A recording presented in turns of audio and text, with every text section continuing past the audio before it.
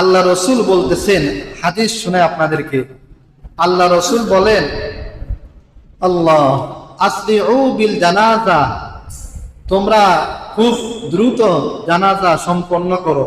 হাদিস বলতেছি, নবীজি বলতেছেন তোমরা খুব দ্রুত জানাজা সম্পন্ন করো। কারণ কি?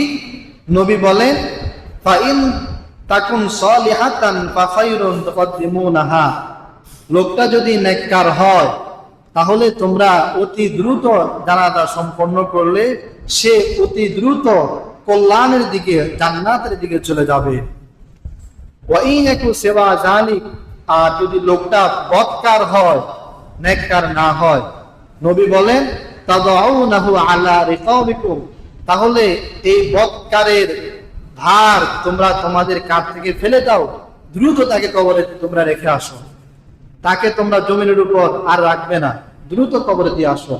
তাহলে জানাজা দ্রুত পড়া, জানাজা দ্রুত পড়া, জানাজা দেরি না করা, জানাজার সামনে রেখে আপনার দুনিয়ার কথা বলা এগুলির প্রয়োজন নাই। খুব জরুরি জরুরি যে কথাগুলি প্রয়োজন, যেগুলি না বললে নয় এমন কথাগুলো বলা, একেবারে লং টাইম কথা বলে এগুলি না করা, খুব দ্রুত জানাজা সম্পন্ন করা।